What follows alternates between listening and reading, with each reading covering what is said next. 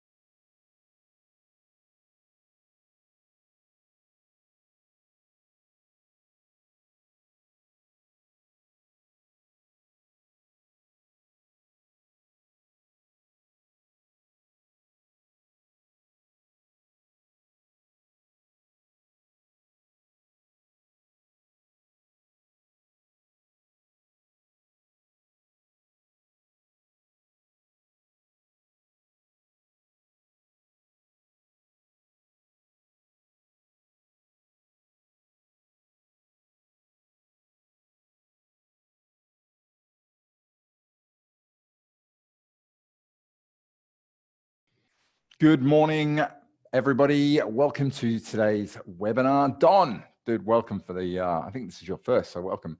And JB, good to have you on board, mate. I think this is going to be a very useful webinar, given the growth that you're going through at the moment and the hard work you're putting in. We're going to kick off very, very shortly. We've got a few people who, as per usual, we're just going to let them sort of come in a little bit later. I like to start on time, but also I know we're doing a 9 o'clock instead of a 10 o'clock, so I'm going to give people just a little bit of time to get in. Today's webinar has kind of been years in the making. Greg, I've known for a long, long time. What a lot of people don't know about Greg is he's actually been a cold chisel video, but we'll leave that to later. But what I really want to talk about and what I want to ask Greg today about is the game of growth. Greg's going to talk about 4 different stages he's gone through. And for anybody out there who is looking to grow or thinking of growing or acquisitions or any of these sort of things which go with growth, this is an opportunity for you to ask some questions from someone who's sort of done it or done parts of it and knows a little bit of the road ahead and maybe make your journey a little bit smoother. So my suggestion is if you've got questions, get a notepad, write down the things you want to know, and then when I sort of put it out, you'll be able to come back with some real pearlers. We've got about 50 minutes today. Greg has got to pop off straight afterwards. So yeah, let's get it going in just a few seconds and get stuck in. I'll see you in about 2 minutes.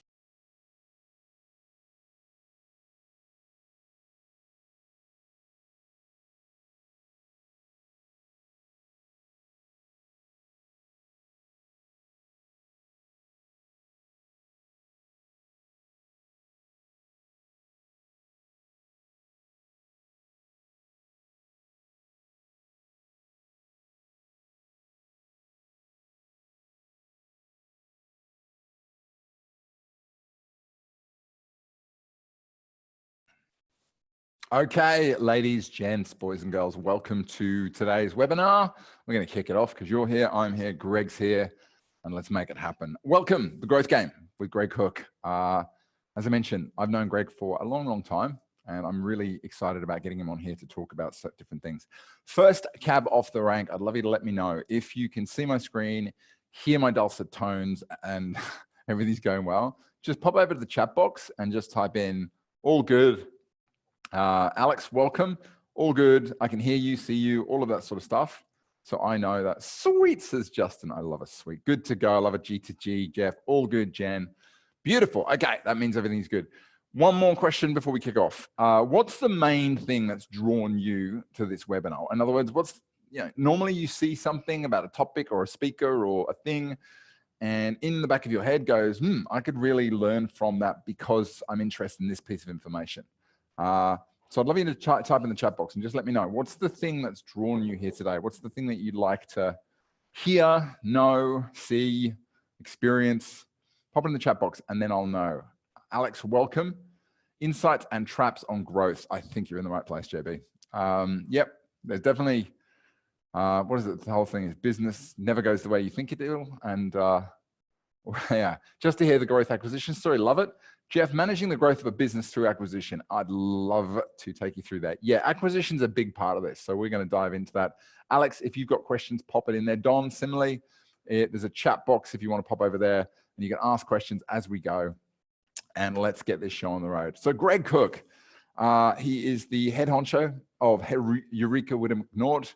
I first met Greg when I was part of the FPA. He was very, very helpful in getting something we were launching at the time, Elevate, which was kind of an informal FPA sort of event. And he was really supportive. I think he actually came and spoke at it. But since then, I've had the opportunity to work with Greg and his team. And I've just kind of noticed how he's one of these people who's not only been successful in business and successful almost like in a way that seems effortless, but I know it's not.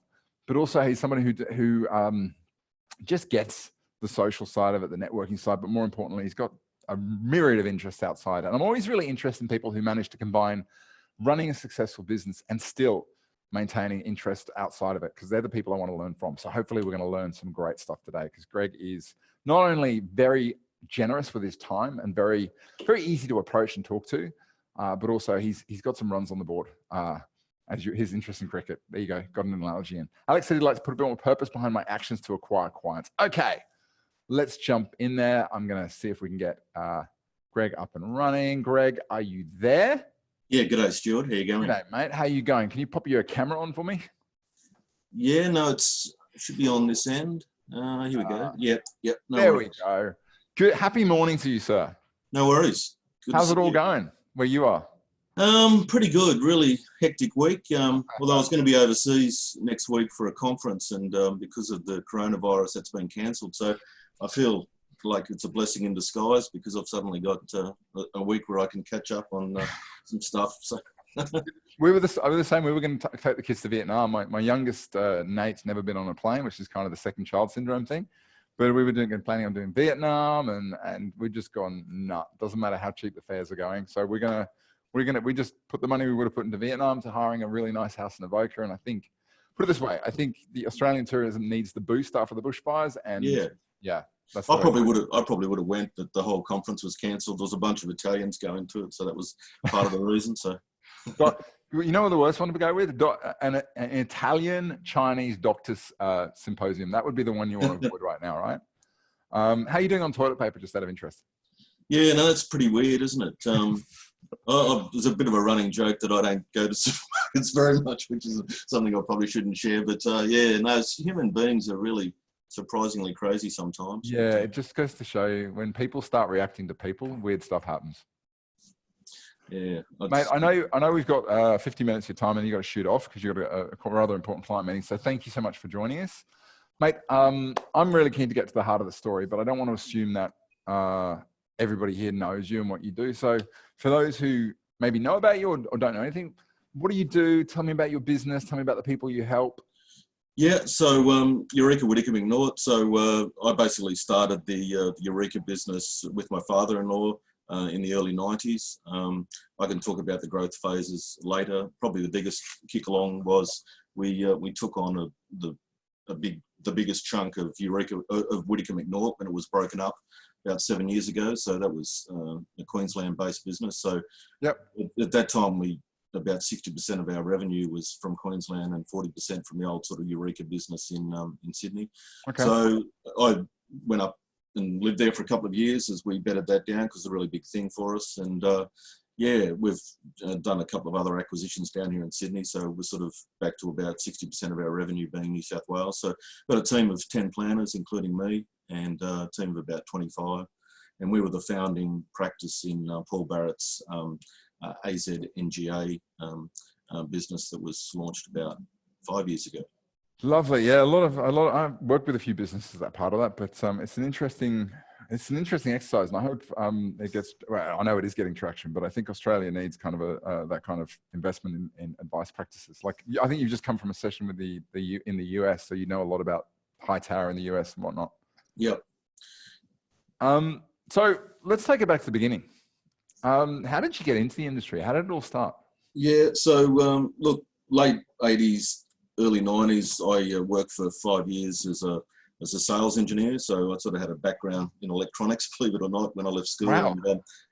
And I sort of realised, I had some relationship skills, and saw the guys that were in the sales team were the guys driving the company cars and so on. So I worked for Philips for 4 of those years, including in Perth, and Philips, the electronics company, but in their scientific, test and measurement equipment, calibration equipment, and so on. So my father-in-law was a Colonial Mutual lifey from, the late 60s. And when business was really booming in the late 80s, he said to me, "Oh, you should come across, you'd fit in well." And then when the recession came along and we wanted to move back from Perth, I said, "Oh, well, look, I'd like to take you up on that." And he goes, "Well, that was a year or two ago. We're now sort of, it's tough times in our industry, and, I couldn't sort of employ you." And anyway, long story short, I said, "Well, I saved up some money, $15,000, I remember, which is probably about, 6 months living expenses, and went into it by myself for the first 12 months. And then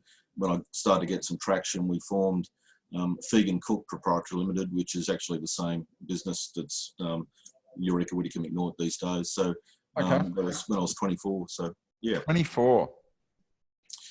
Yeah, it's funny. I've got a real cohort of guys and girls in my team now that are in their mid-20s, and it's I really enjoy sort of all the fresh skills and what have you that they have around our business. But yeah, like I know that's 30 years ago is a long time ago, but the industry was going through a crisis back then too. And I sort of managed to build a clientele from like orphan clients of old advisors that had left, or, fly by night sort of lifey guys, for want of a better expression. So you're starting the business at 24. I want to talk about this a little bit, because 24 is relatively young to start a business. Well, how did that? I mean, did you just jump into it? I probably, I don't know, like a lot of young people, I overestimated my ability. So I just, I'm a glass half full kind of person, and just sort of back myself. I always try to be sort of conscious of my shortcomings and try and sort of work on those. And like soon after I got in the business, I mean, I joined the FPA virtually straight away. I wanted to be strong technically, and I studied part-time and did the CFP as soon as I could in the sort of mid-90s. Because, I was conscious as relationship skills in our profession these days, but there's a lot of guys I came across that were incompetent really on the technical front. So the last thing I wanted to do was, do any damage to our clients. So, and I wanted to, look after increasingly sophisticated clients, and I wanted to be, I kept sort of analysing, well, where are my shortcomings, or where could we be doing things better as a business, and where's the industry or the profession heading? And because there's a lot of things in the 1990s about commission disclosure and all customer advice records and all these sort of things, which seem very quaint nowadays, but they were their own challenge 25 years ago. Was the one-page statement of additional advice, the SOAA? Do you remember that one? Yeah. People, had connections over things like that. I still believe that one day we'll eventually down FSRA. I don't think we've done it yet, but we'll get there. Yeah.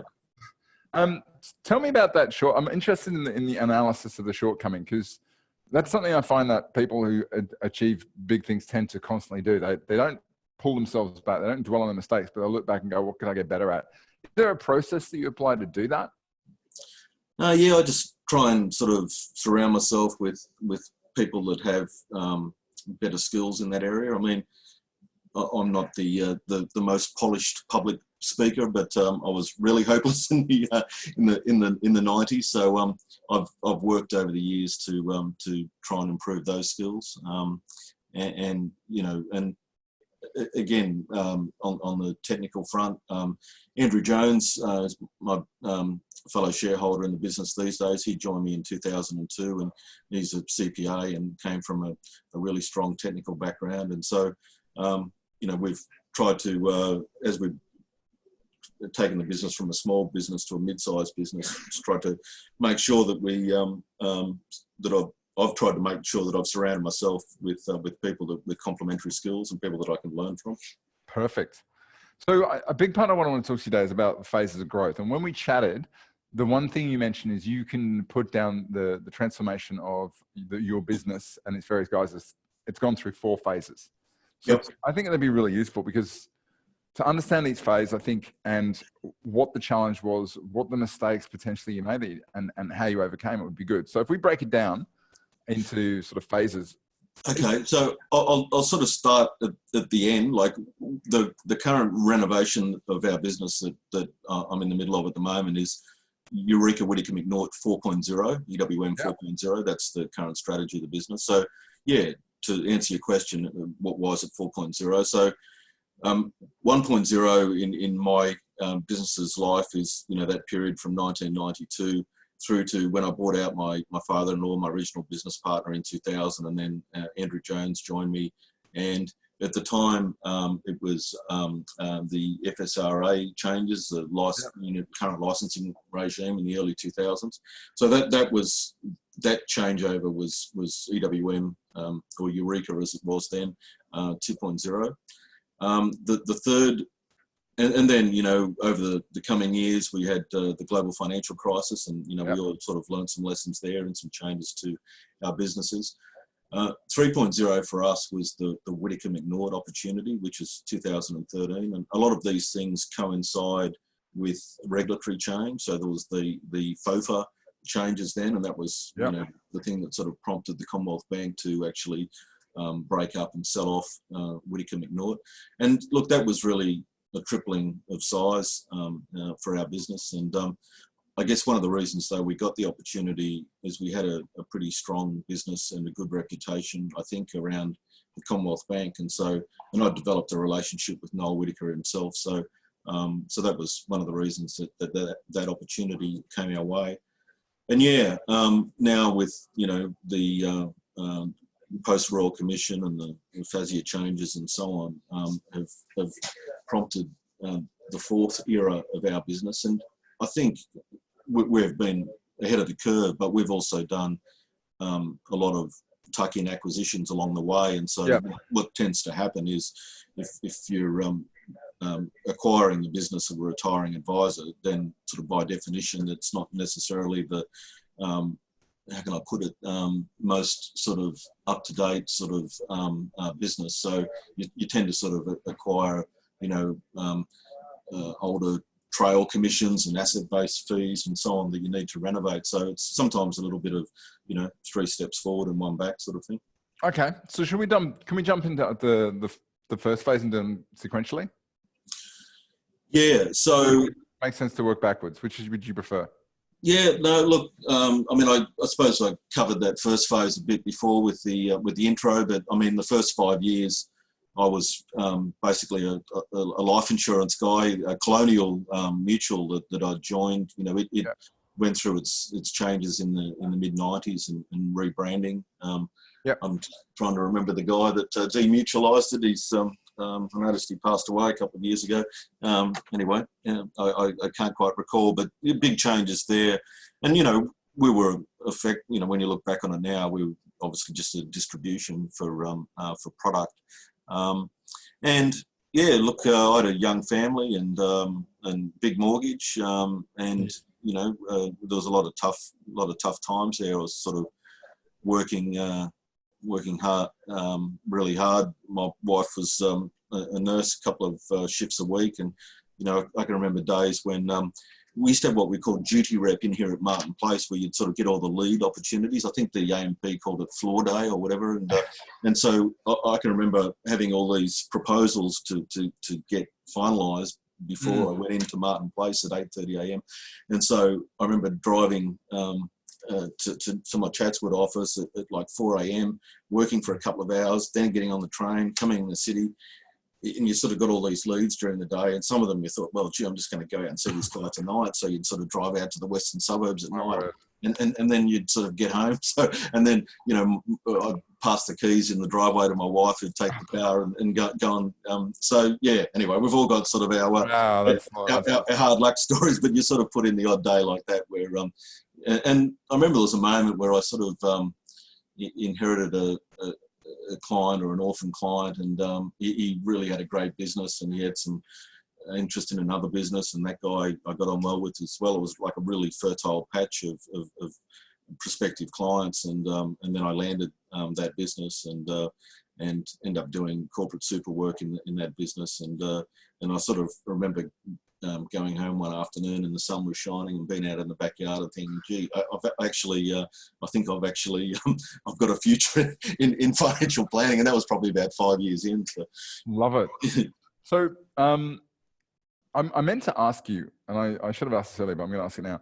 Was there a point, and maybe it's at this point, where you actually made a decision that you were going to build a big business as opposed to, just keep it tight, keep it profitable and all the rest of it? Yeah, no, I've always wanted, if I'm going to do it, I want to have a red hot go and make it the biggest, sort of most successful thing I can. And I suppose when I look back, like my sort of parents were working class people. I grew up in a corner store. I always sort of had a bit of business acumen, and I can remember, like, another quick story. I when I actually started to make some money as a sales engineer for Philips, I went and bought myself the biggest jet ski you could buy, and I'd only been licensed for 2 weeks, and there was this World Jet Ski Championship at Bondi, and anyway, I got Philips to sponsor me, and I went in it, and actually managed to come sort of middle of the field in some of the races. So in the surf there at in North Bondi, but yeah, I mentioned that because I straight away started thinking, well, I'm going to get into the jet ski business. Like, there's only one shop, and it's down all the way down the Shire at Caringbah. How would that work? And I remember starting to talk to business people about how a jet ski shop might work. And so, yeah, that was sort of when I was 19 years of age. I'm glad I didn't do it, but so yeah, I guess there's always been an entrepreneurial element to me. I remember walking down with Rachel, but long before we married. This is early 2000. We were walking down Cockle Bay, and at the time there's a big nightclub phase. And I just turned to her and said, "You know what? I'm going to start my own nightclub." And she looked at me and went, "No, you're not." That was the end of that. But yeah, oh man, I've had plans for coffee shops, startups. I think it's if you've got that bug, it's always interesting to have these. Look, I won't bore you, but just in the space of 60 seconds, a quick story. My best mate came along for that World Jet Ski thing at Bondi, and he's a really big guy. And they had one of the sponsors was Gorilla Grip, the stuff you put on surfboards. Oh, yeah. And they had this big gorilla outfit, and they got him to dress up in it, and he said he could ride, and he'd only just been practicing on mine, and it was a different type of jet ski, and he went out there in the surf, and he was at the back of the breakers, and he came off, and could you imagine, like, head to toe in a gorilla outfit, like he came off in the surf, I would have drowned, and he managed to sort of crawl back on, but he couldn't stand back up, he was only on his knees, and the guy who was running the whole thing said to me, "Mate, I thought your mate could ride." Oh, that's brilliant. Any photos, or it was? Yeah, I've got a photo of me on the beach with the jet ski, but not my mate Roy in the gorilla suit. Oh man, that was. I tell people I'm happy. I'm really happy I did all the stupid stuff in my life before Facebook, because there's no photo evidence. Just quickly, what was the thing you think that that enable you to skip out from phase one, which is presumably working your ass off, into phase two, which was, you know, the second phase of the business, which we'll talk about? Yeah, I guess I had the courage, if you like, to buy out my original business partner, my father-in-law, because that you know, it wasn't. It's sort of, you know, sometimes with those situations, you've got to sort of be a little bit active in making the process unfold. Yep. So yeah, and you know, to be able to finance that, so that was a bit of a big call. We sort of actually did that deal in '98, and then he sort of worked on in a handover capacity through to 2000. And I guess the other thing was sort of realizing that, you know, just being a sort of a cottage industry, just sort of one planner and a couple of support staff wasn't really going to be the future. And so, yeah, as you said in the intro, I've always tried to sort of network well around the industry, and yeah, it was great that you know, I was introduced to Andrew Jones, who I, you know, he'd been an accountant and then a paraplanner working for Prudential and Colonial. And he was new to planning. So I think I taught him a fair bit in the early years, but I also learnt a lot from him. And whilst the opportunity for the Whittaker Macnaught deal came along through sort of my connections, we wouldn't have been able to do it without his involvement and support, that's for sure. And what was it? I mean, I think when you look at tech startups, they generally will not take sole founder startups. What was it about Andrew that really appealed to you? And specifically, how did you get that deal? I mean, what was the agreement? Was it a salary? Was it a, you know?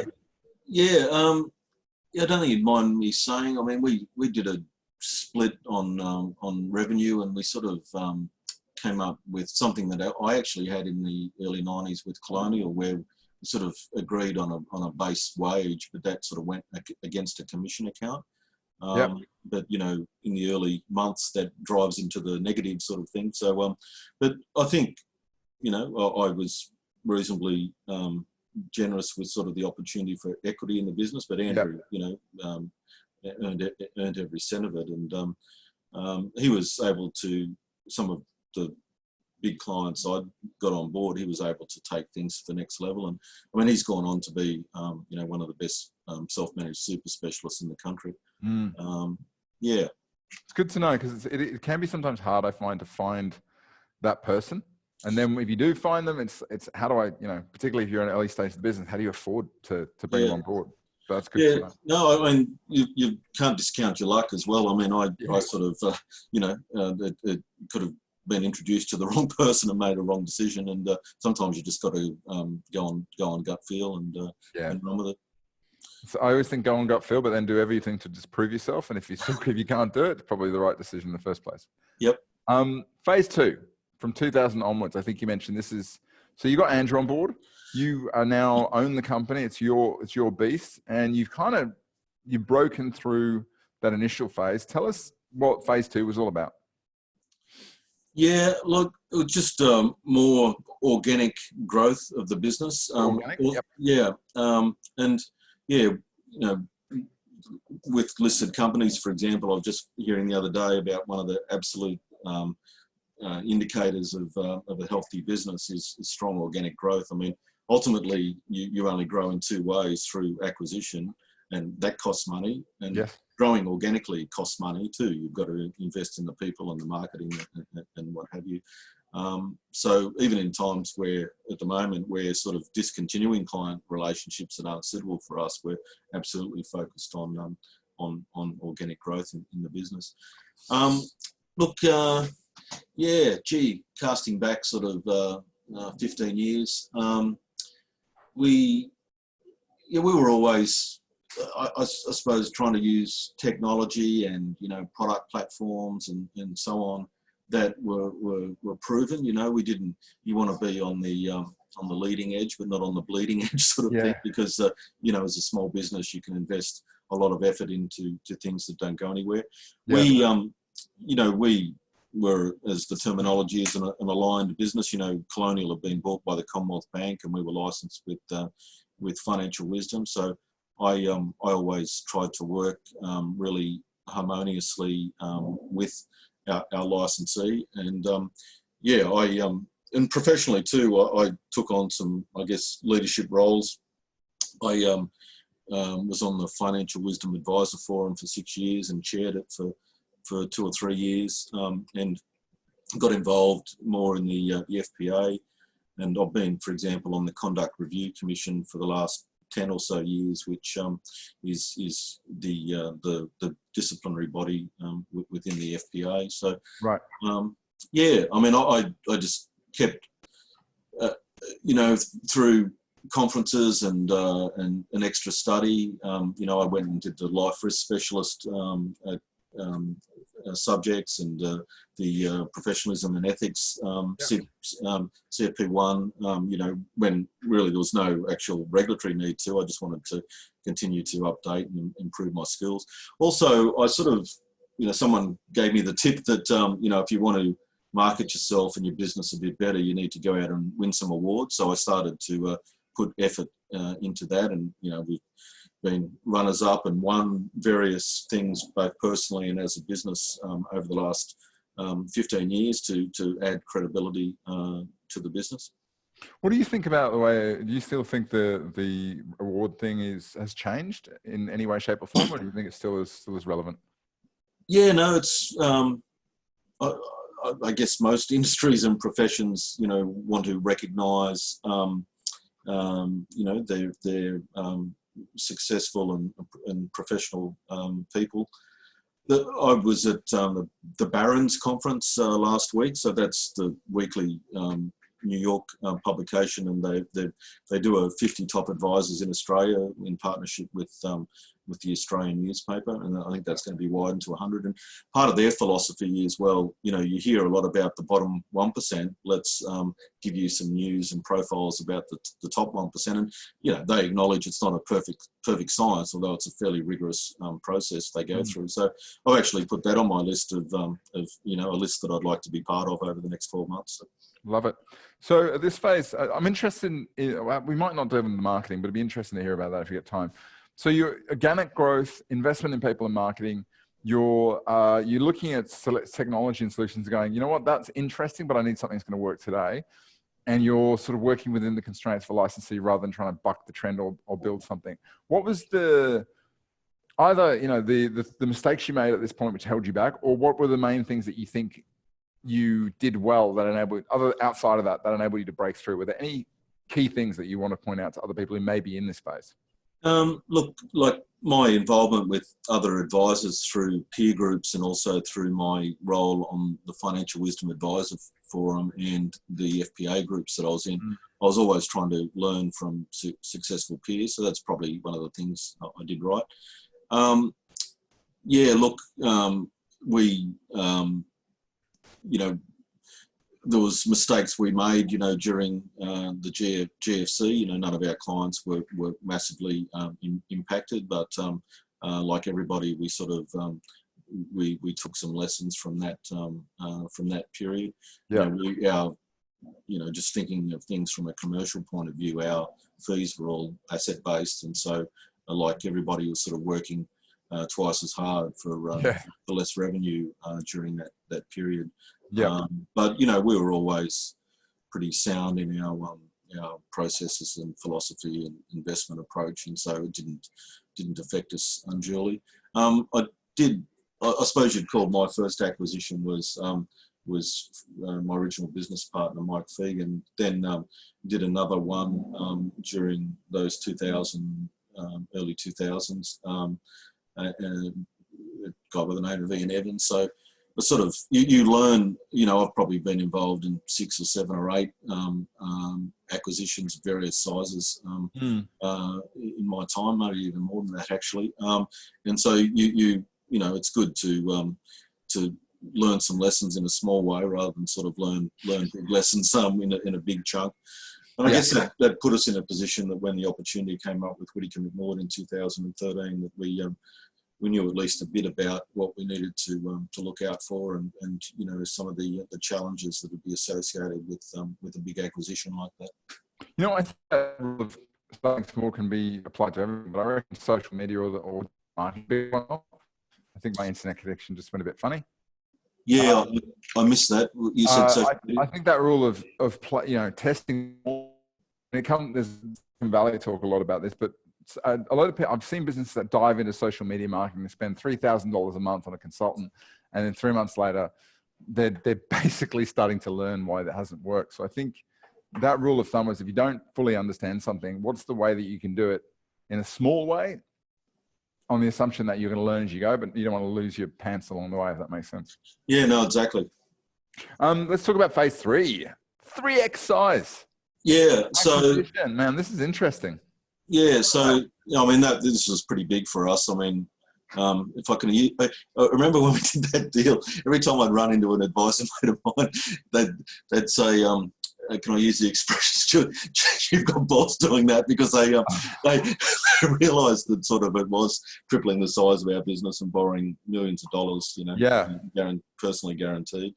But look, you know, the business wasn't perfect, but we sort of managed to crack a deal where we had it was a pretty good multiple that we paid for, and there were certain sort of guarantees about clients that were opting out, and you know, thankfully it came with some great people that many of which are still a part of our business and working out in our Brisbane office.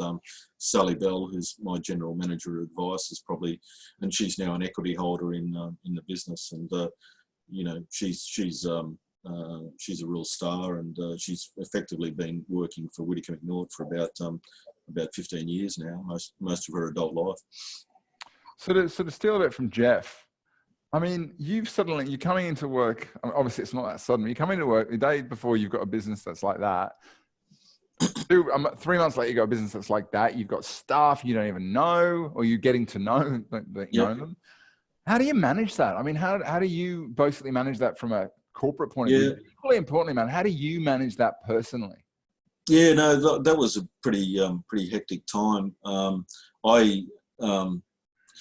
Actually, you know, you sort of build a clientele that really sort of relies on you, and you think you can't delegate, sort of thing. One of the benefits of that was, like, I moved from Sydney to Brisbane, so we hired a guy to basically take on most of my client relationships in Sydney. So we're able to make that a fairly clean break. And I sort of took a leaf out of Noel Whittaker's book and said, well, I'm not actually going to look after clients now.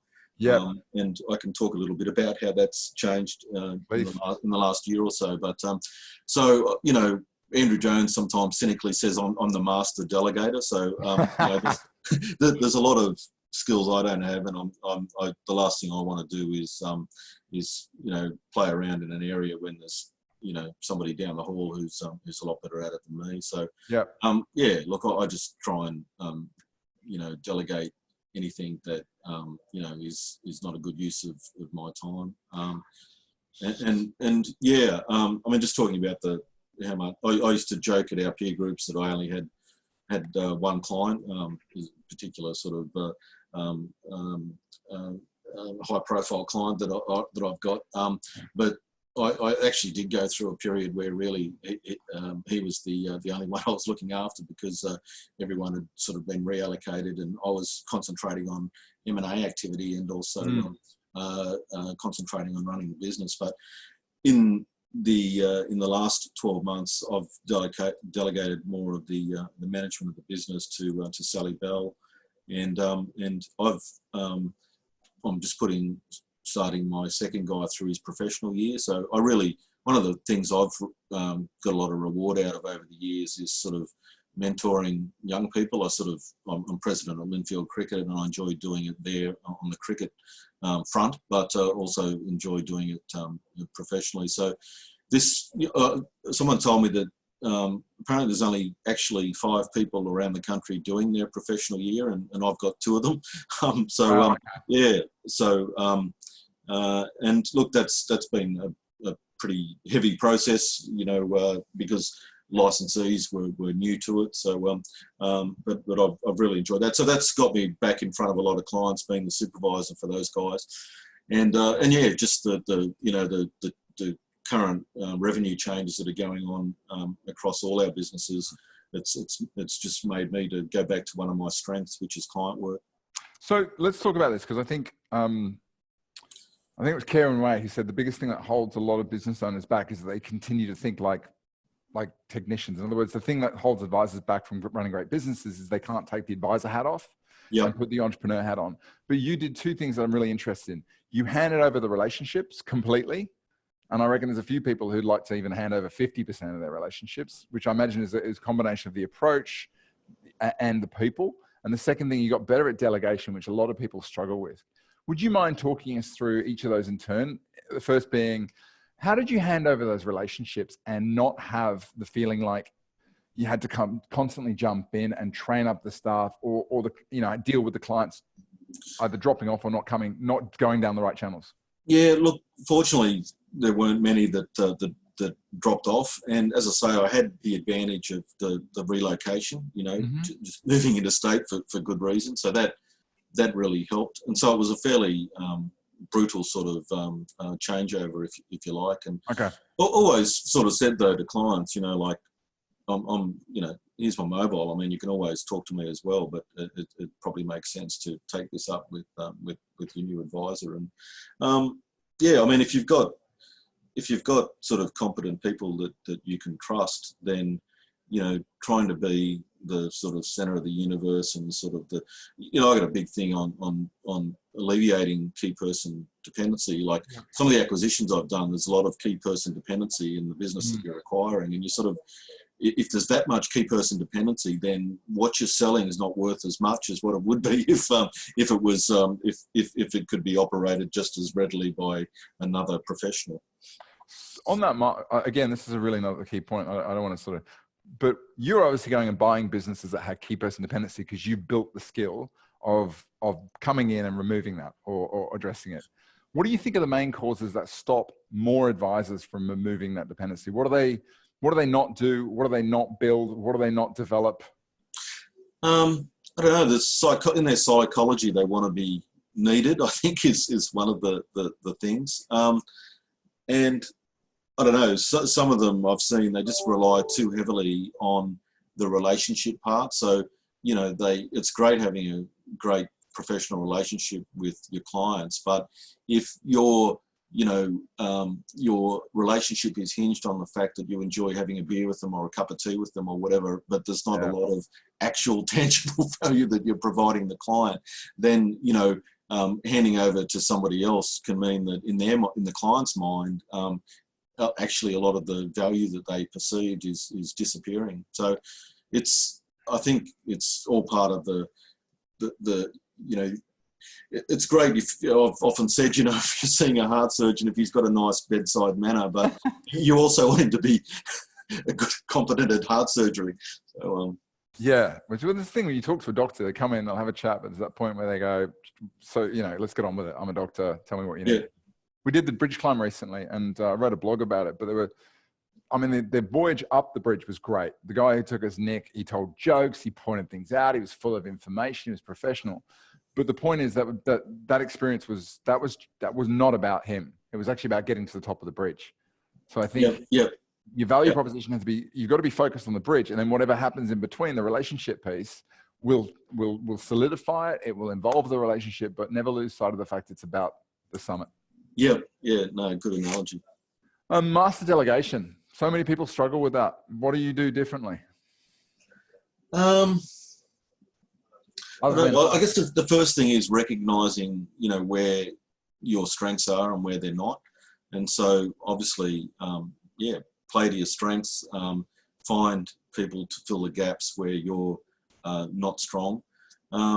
Things like, calendar management and, all the day-to-day things.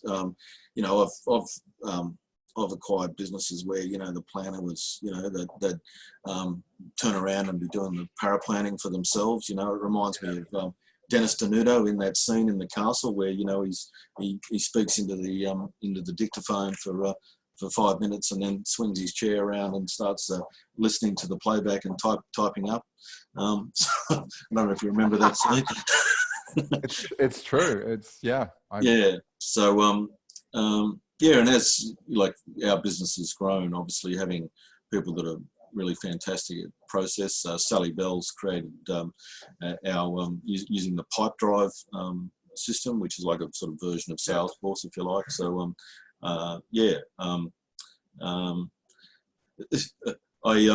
some of the guys and girls on this call will know Adam Coughlin, who passed away suddenly a week or two ago. Last Friday I was at his funeral, and there's a bunch of eulogies, but one of the quotes one of his colleagues said, one of Adam's quotes was, "Details are for losers."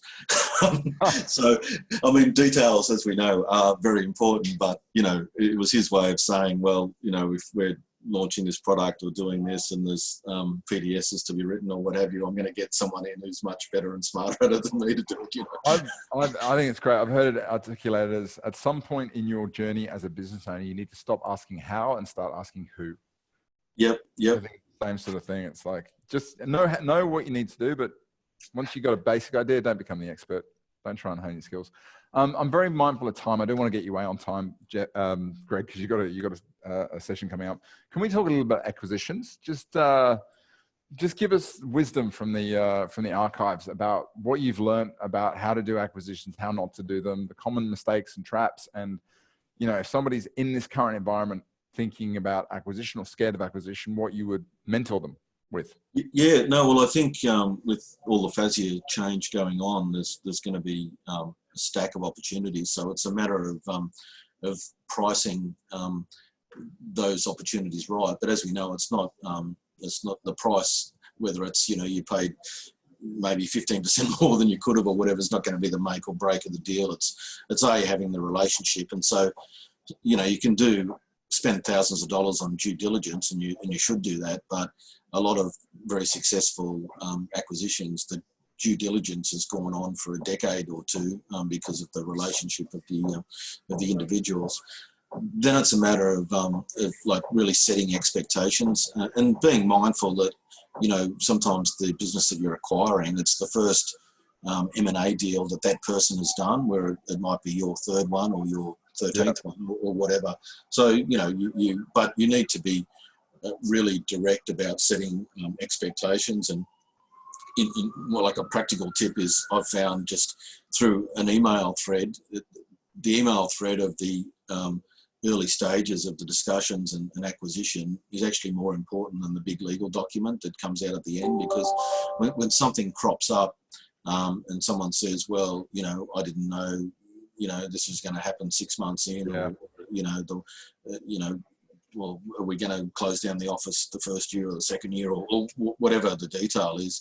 If you can go back and say, well, hang on, we actually broached this subject, you know, very early in the piece, and this was my honest assessment of how things are likely to play out, and, you know, the way they have played out is within those bands and descriptions that I did set out. So it's sort of, you know, because managing the handover and the transition is key to making it work and retaining the clients. And so, you know, there's all the things about setting up the right sort of earn-out structure and terms, and, you know, making sure the client list is in the legal contract, and yeah, I mean, back to pricing, I mean, you know, I don't think there's too many businesses that are even if they've got fantastic future-ready clientele that are sort of worth anything like 3 times recurring. I mean, the prices have shrunk, and, you know, businesses that are full of trail commission are worthless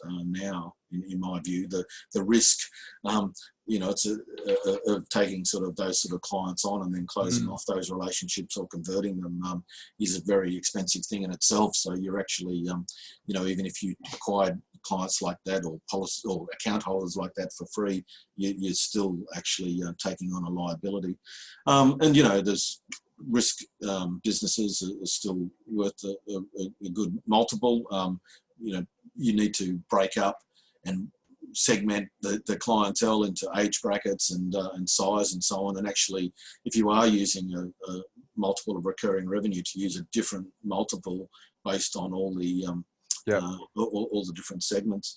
But yeah, the you know, as we know, it's hard to look after clients for less than, I don't know, $3,000 or $4,000 a year these days. So if you've got hundreds of, you know, you want 100 clients paying $5,000 a year per advisor, 500,000 plus of revenue. You can't have 500 clients paying $1,000 a year, because you'll go insane and you'll be a compliance risk. Yeah. That's not a happy life. That's a painful life. Greg, I know you got to go. This has been incredibly useful. Thank you so much for sharing as usual. Everybody, I'd love you to do me a favor. If you've taken something, and I'll put the notes on the screen, I'd just like to know what's hit home for you. I'm pretty sure Greg doesn't have a high need for feedback, but I do. So what's the main thing we've spoken about today that you think's been really useful? And Greg, while they're doing that, let us know what's your view of the future. And no, in particular, if there's something that you maybe people, if they're interested in what you're doing, or they'd like to get, you know, more about your approach. In other words, go for it. I mean, look, we're going there aren't too many businesses that are going through some kind of renovation at the moment, and you know, most of us have got exams and study in one degree or another. But I think the future of our profession is actually fantastic. I'm really looking forward to the next 5 or 10 years. We're going to be continuing to acquire business as well as growing organically. So if anyone on this webinar, you know, knows some people that want to have a coffee with me or whatever, they're more than welcome to. And also, you know, if I can be of any value to anyone's business, I'm happy to, whether it's having a chat over a coffee or, you know, being on an advisory board and, you know, setting up quarterly advisory boards. You know, we've got a really good structure the way we do it across the businesses at AZNGA. And, you know, I always think about managing a business. There's 4 elements. There's the financial, you know, there's the client engagement, there's the operations and the people, and the 5th element is how you run things for yourself personally. But yeah, always happy to help. I mean, I think one of the reasons I've had some success is deep down, whether it's clients or colleagues, I just like helping people and being of value and having great relationships with people. So happy to talk to anyone. Just give me a call or an email. What's the best email to get you on? And I'll put it in the notes. Yeah, so greg.cook@ewmac.com.au.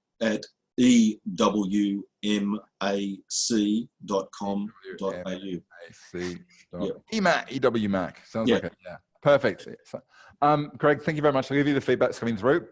Sam, thank you for being the first. Main thing is that initial email trail, keeping a track of every single records, particularly early stuff. I thought that was excellent. Justin, keep the big picture front of mind. Yep, love that. Donald, Don, take away. Become a master delegator. Stop asking how and start asking who. I reckon that's one of the most important things if you're going to manage that growth piece. I definitely agree with that. And Alex, is get ahead of the curve and do as much as you can to stay ahead. If you don't understand it, then don't overcommit. Certainly those early stages. Focus on what you do well and outsource low value tasks. And I reckon that was a key part to getting through the early phases. And then later on, when you're, you know, you've got a bigger business, you've got resources, and potentially you've got specific needs, then you can start to play in that, you know, cutting edge space. But early on, just do what works, right? Greg, this has been awesome. I know you've got a meeting to go to. So any final words? Oh, no, well, thanks for the opportunity. I enjoy doing these things. Thanks for your good work around the industry, Stuart. It was a few years ago now, but you came up to our Eureka Whittaker Macnaught conference at Byron Bay, and we're a great part of that. So I can't recommend you more highly. Thank you, if anyone asked me to come and spend 2 nights at the Byron to deliver a workshop, I'm like, yeah, I'm in. That's my hometown, basically. I grew up in Lismore. And, is that right? Yeah. No wonder you're probably where I retire as well. Oh. Hopefully that's a few years away yet. Well, you're an entrepreneur. Generally, they don't return. They retire. They just slowly, you know. Yeah. Money. Focus on the areas that they want. Exactly. Yeah. So I'm going to let you go. Thank you so much for your time. Greg, it's always a pleasure. Thanks for sharing. And mate, best of luck with the next 12 months and beyond. I know that 2 years from now, you guys are going to be ahead of the curve as usual. So enjoy it. No worries. Thanks, Stuart. Okay. Good stuff. Okay. Bye-bye. See you later, everybody. Take care. Have a great weekend. And I'll see you later on at the drop-in if you're coming. Ta-ta.